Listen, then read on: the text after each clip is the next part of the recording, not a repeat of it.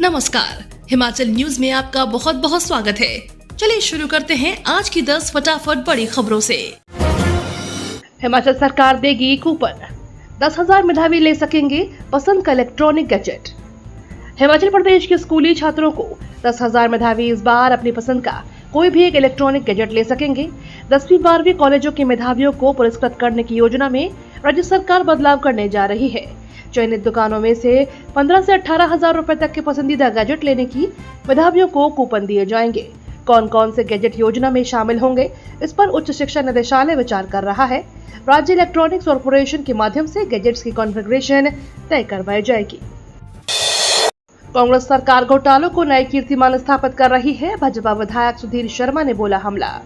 भाजपा नेता एवं विधायक सुधीर शर्मा ने कहा, कांग्रेस सरकार घोटालों के नए कीर्तिमान स्थापित कर रही है। हिमाचल प्रदेश मार्केटिंग बोर्ड में 7 करोड़ से ज्यादा की लागत से एक डिजिटाइजेशन टेंडर को लेकर सवाल खड़े हो गए हैं, जो कि सरकार की कुप्रबंधन और भ्रष्टाचार पर प्रमाण है।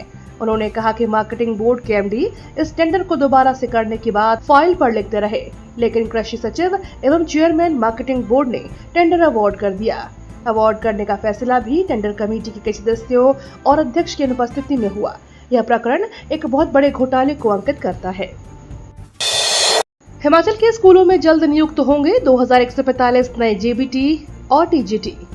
हिमाचल प्रदेश के स्कूलों में जल्द 2145 नए जेबीटी और टीजीटी नियुक्त होंगे। प्रदेश में होने जा रहे 3 विधानसभा उपचुनाव के चलते भर्ती प्रक्रिया लटक गई थी। चुनाव आयोग ने शिक्षा विभाग को नियुक्तियां करने की मंजूरी दी है। अब प्रारंभिक निदेशालय नियुक्तियां देने की तैयारी में जुट गया है। 1122 जेबीटी शिक्षक और 1023 टीजीटी को बैच वाइज आधार पर नौकरी मिलेगी। इन शिक्षकों को पहले पढ़ाई करवाने के तरीकों का 15 दिन तक प्रशिक्षण भी दिया जाएगा। प्रदेश के 26 आयुष हेल्थ वेलनेस सेंटर को मिला NABH का दर्जा, राष्ट्रीय अश्वगंधा अभियान शुरू। हिमाचल प्रदेश के 25 आयुष हेल्थ वेलनेस सेंटर को NABH का दर्जा मिला है। रोगियों को आयुर्वेदिक पद्धति से आधुनिक स्वास्थ्य सुविधाओं का लाभ मिलेगा। आयुष मंत्री यादवेंद्र गोमा ने 26 आयुष केंद्रों के प्रभारियों को NABH के प्रमाणीकरण के प्रमाण पत्र बांटे।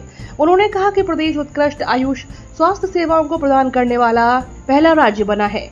प्रदेश के 127 आयुष केंद्रों को इस श्रेणी में शामिल किया गया है। शीघ्र ही अन्य केंद्रों को उत्कृष्टता की श्रेणी में शामिल किया जाएगा। हिमाचल में 1ली से 5वीं तक के इंग्लिश मीडियम में होगी पढ़ाई।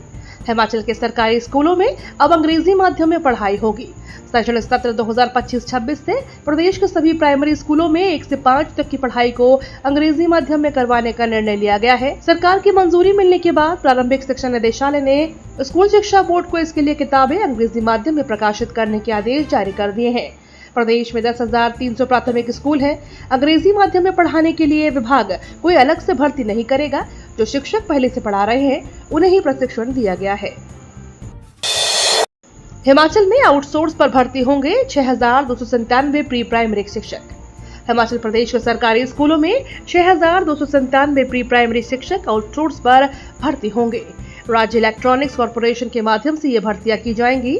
2 साल का नर्सरी टीचर ट्रेनिंग प्रोग्राम करने वालों को भर्ती में शामिल किया जाएगा। शिक्षा सचिव राकेश कंवर की ओर से मंगलवार को इस बाबत प्रारंभिक निदेशालय को पत्र दिया गया।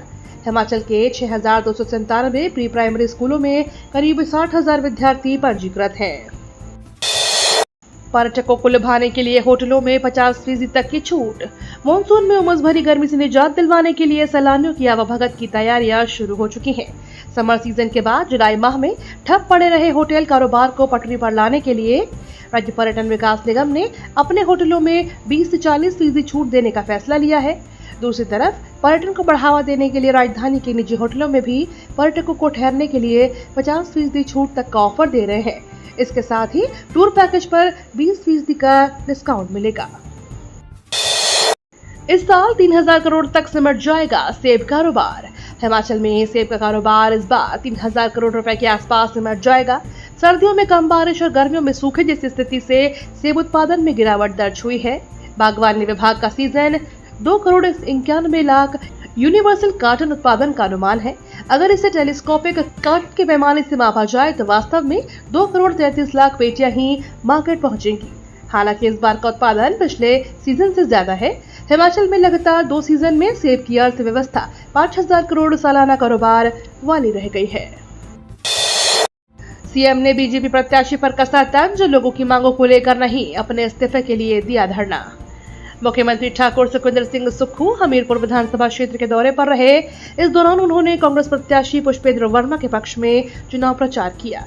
सीएम ने इस मौके पर बल्ब और बलों में नुक्कड़ सभाओं को संबोधित किया। इस दौरान कैबिनेट मंत्री राजेश धर्माणी, केसीसी बैंक के अध्यक्ष कुलदीप पठानिया, भोरंज के विधायक सुरेश व अन्य कांग्रेसी नेताओं और पदाधिकारी मौजूद रहे। सीएम सुक्खू ने इस दौरान भाजपा प्रत्याशी आशीष शर्मा पर जमकर निशाना साधा। हिमाचल में चौड़े होंगे नेशनल हाईवे से जुड़े सभी संपर्क मार्ग, मरम्मत भी होगी। नेशनल हाईवे से जुड़े सभी संपर्क मार्गों की दशा सुधरेगी। केंद्रीय भूतल एवं परिवहन मंत्रालय ने हिमाचल सरकार को पैसा जारी करने की हामी भरी है। बीते साल प्राकृतिक आपदा के चलते नेशनल हाईवे बंद होने से इन्हीं सड़कों से वाहनों की आवाजाही हुई है। ऐसे में यह सड़कें जगह जगह से उखड़ गई हैं। इनकी मरम्मत और चौड़ा करने में 150 करोड़ रुपए की करीब राशि खर्च होगी। हिमाचल सरकार ने केंद्रीय भूतल एवं परिवहन मंत्रालय से यह मामला उठाया है। हिमाचल जाने वालों के लिए खुशखबरी, एचपीटीडीसी ने होटल किराए में भी भारी कटौती, सस्ते में हो जाएंगे ट्रिप। हिमाचल प्रदेश पर्यटन विकास निगम ने मानसून के मौसम के दौरान 15 जुलाई से 13 सितंबर तक राज्य में 41 होटलों के किराए में 20 से 40% तक छूट देने की घोषणा की है। अधिकारियों ने यह जानकारी दी है। एचपीटीडीसी के प्रबंध निदेशक राजीव कुमार ने कहा कि मानसून के मौसम के दौरान कम व्यस्तता को ध्यान में रखते हुए निर्णय लिया गया है। उन्होंने कहा कि एचपीटीडीसी होटलों की मार्केटिंग के लिए सभी प्रयास करने और सुनिश्चित करने के निर्देश दिए गए हैं कि अधिकतम पर्यटक इसका लाभ उठाएं। उपचुनाव, सीएम की तानाशाही का नतीजा, नेता प्रतिपक्ष जयराम ठाकुर ने कांग्रेस पर लगाया आरोप। नेता प्रतिपक्ष जयराम ठाकुर ने कहा कि मुख्यमंत्री सुखविंदर सिंह सुक्खू हमसे पूछने के बजाय खुद बताएं कि ये उपचुनाव क्यों हो रहे हैं, क्यों उन्होंने ऐसे हालात पैदा किए हैं कि उनकी पार्टी सहित निर्दलीय विधायकों का विद्रोह करना पड़ा, क्यों निर्दलीय विधायक के साथ ज्यादती की। उन्होंने कहा कि विधायकों, उनके स्वजन, सहयोगियों, मित्रों और रिश्तेदारों को प्रताड़ित किया गया, क्यों निर्दलीय विधायकों के कार्यों को लटकाया, क्यों हजारों संस्थान बंद किए। हिमाचल में 8 जुलाई को लगेगी डाक अदालत, शिकायतों का होगा निपटारा। हिमाचल प्रदेश के परिमंडल कार्यालय और अधीनस्थ सभी प्रवर अधीक्षक डाकघरों के मंडलीय कार्यालयों में डाक अदालत का 8 जुलाई को दोपहर 11 बजे लगेगी। इस दिन अदालत जनता की डाक संबंधी शिकायतें सुनेगी।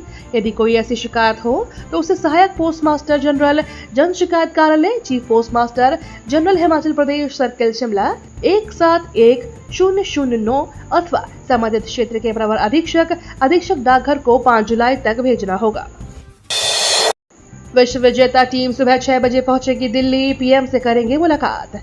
बारबाडोस से भारत के लिए भारतीय टीम रवाना हो चुकी है। भारतीय क्रिकेट टीम कंट्रोल ने स्पेशल फ्लाइट का इंतजाम किया है, जिसमें रोहित शर्मा की सेना और मीडिया कर्मी स्वदेश लौटेंगे। बीसीसीआई के उपाध्यक्ष राजीव शुक्ला के मुताबिक भारतीय टीम सुबह 6 बजे दिल्ली पहुंचेगी। इसके बाद सुबह 11 बजे प्रधानमंत्री से मुलाकात करेंगे।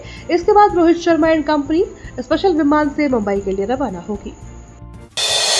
जियो प्लान की कीमत बढ़ने के बाद हर रिचार्ज के साथ नहीं मिलेगा अनलिमिटेड 5G डेटा।